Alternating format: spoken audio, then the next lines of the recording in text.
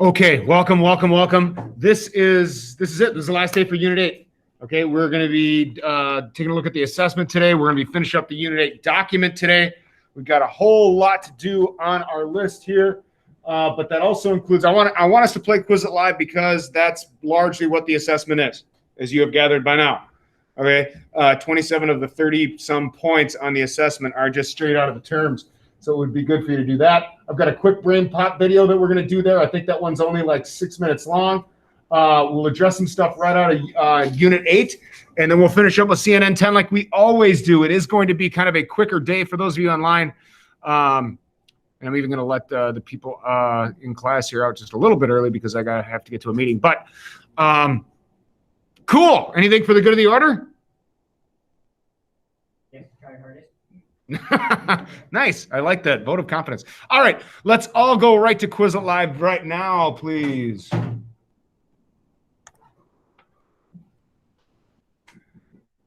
Quizlet.live.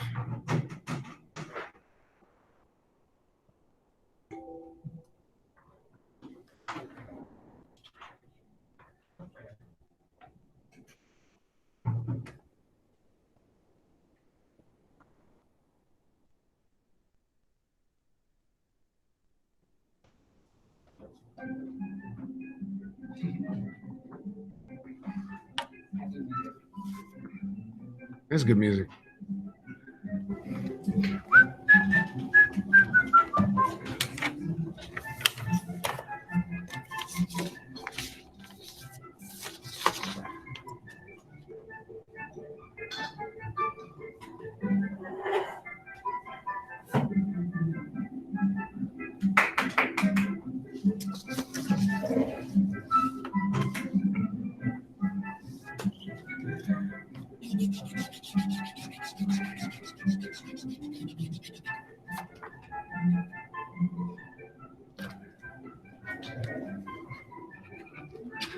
Can you guys freaking believe it? May 20th?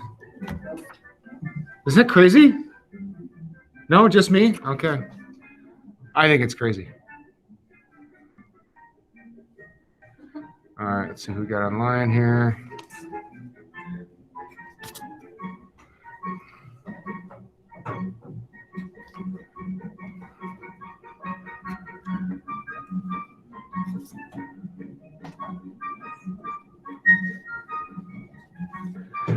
Okay, last call, 30 seconds, then we're going to do this thing.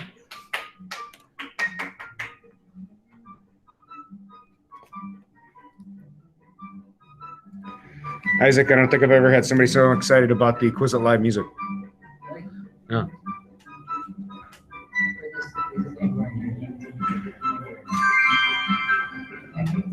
Here we go.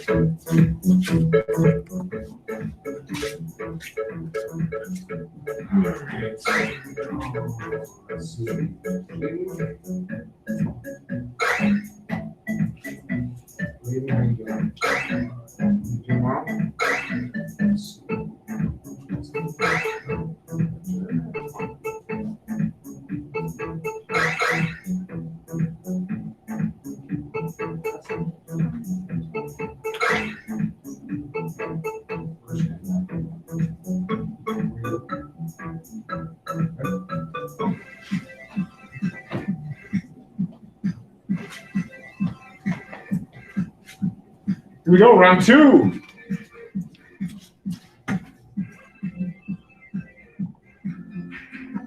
And they're racing.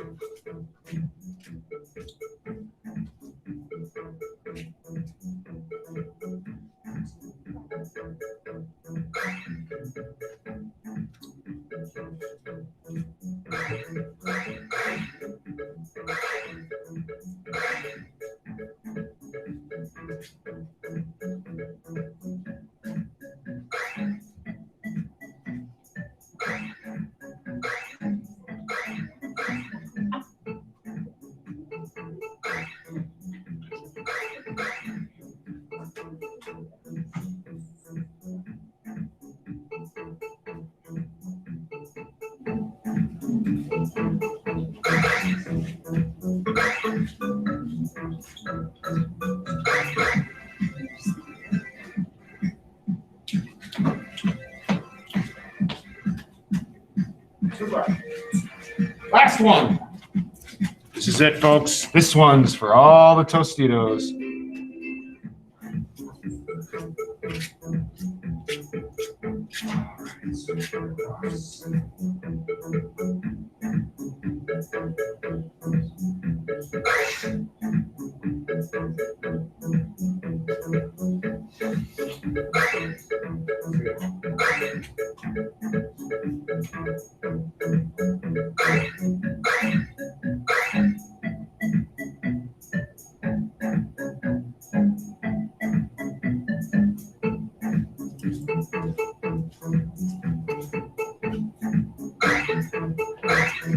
Grace Donahue?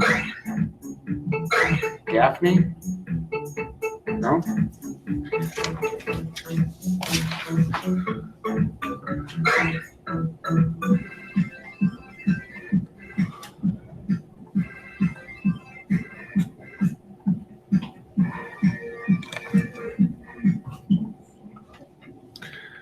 Okay, here we go. Next thing we're going to do here is we're going to do a little frame pop video. It's only about 6 minutes long, but it has a lot to do with what we are studying here. So if those of you in class, if you wouldn't mind just putting your iPads down for just a second. Okay, this will only take a couple minutes.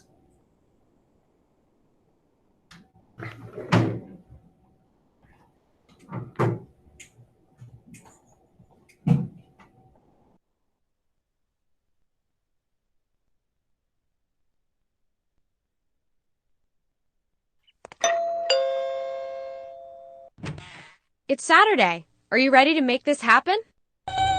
Your campaign to be president of the United States? Remember? Like we talked about at the pool 3 days ago. I was going to be your campaign manager?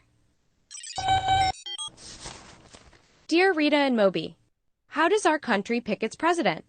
From Sasha O. Well, Sasha,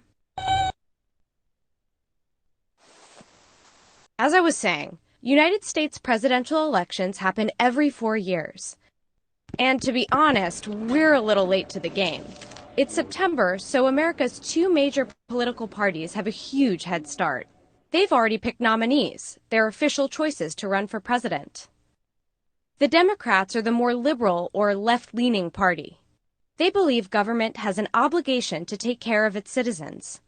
Money from taxes should be used to pay for basic services and financial security.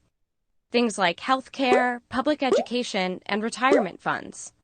The Republicans take a more conservative or right-leaning stance.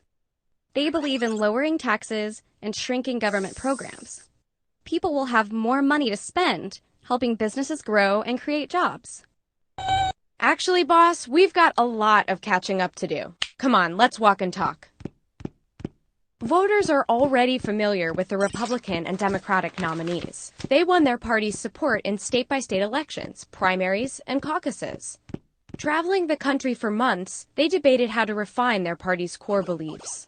They each shared their specific views on vital issues. The candidate whose ideas appealed most to voters won the party's nomination. That's the party's selection for president. The choice is officially announced at national meetings called nominating conventions. Party members gather to celebrate and drum up support for their nominee. It's a giant bash to kick off the general election, when the candidates from each party finally go head-to-head. Nope, you'll join the race as an independent or third-party candidate.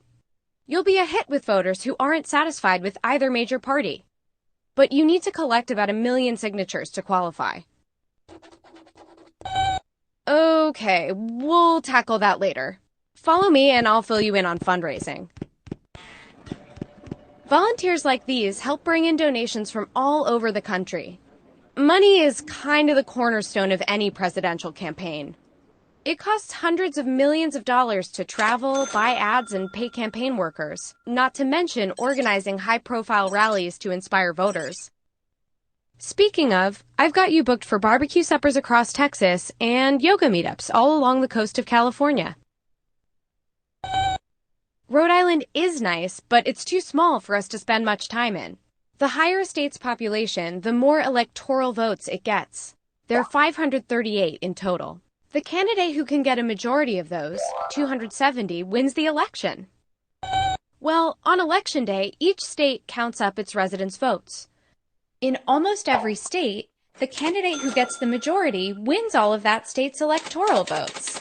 This process is known as the Electoral College. It's a majority rule system, but only within individual states.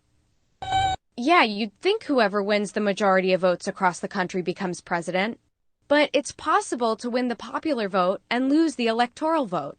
It happened to Hillary Clinton in 2016. She got nearly 3 million more votes than Trump, but still lost the election. States tend to stick with one party or the other for a while. A Democratic candidate can usually count on winning these solid blue states, and Republicans can count on the red states. Swing states are the real battlegrounds of a campaign.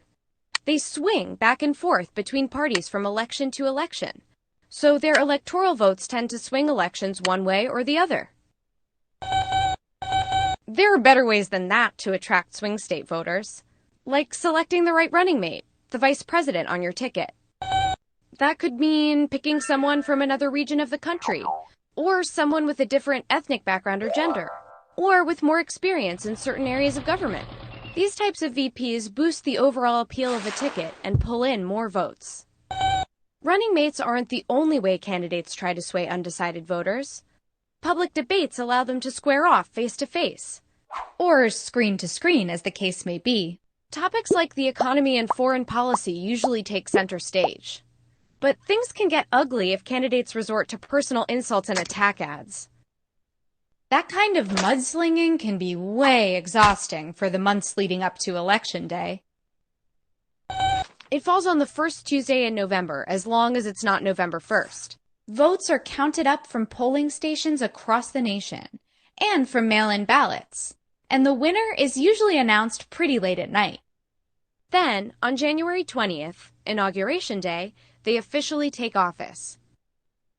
First, we need to make sure you meet some basic requirements. You have to be at least 35. 1,600. All right, glad there's no maximum age. And you have to be born a U.S. citizen. But that's not a problem. Wait, where? How do you even spell that? We've got a problem, boys. Shut it down. Shut it down now.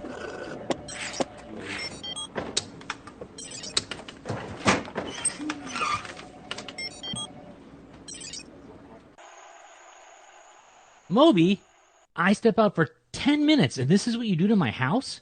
This is the last time. So you need to organize all the opposition research we have Rita. from most to least recent. And once I that's like what done, you're get me doing in my Bob the living lab room. rat's number.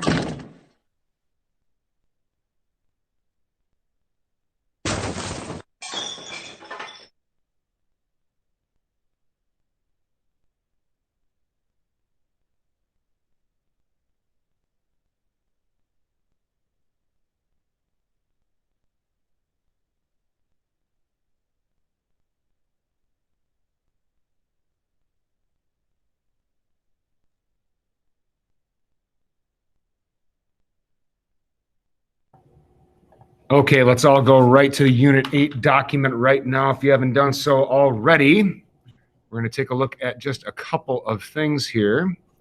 I know that some of you are probably like, hey, I got the whole thing just about done, but there is one thing that you might not have seen, and I'm going to point it out right here. Okay.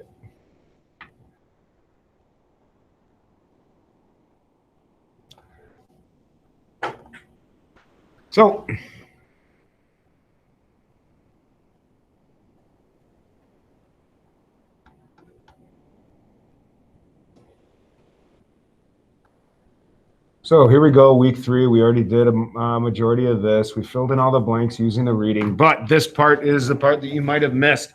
What you're going to want to do here is click on this live link that says the Civics 101 episode. Click on that. It'll bring you right to a podcast that you are going to listen to, okay? That's basically one of the last things that you have, okay, for this little part, okay? Make sure you get your current events in there, okay? And if you're all done with that, hey, the assessment is open. Feel free to take that, and then that will be it for today. Okay, got me? All right, so we only have about, anyway, I'm going to let go of the people that are online because that fulfills their attendance requirement for today. Are there any questions from those of you that are online?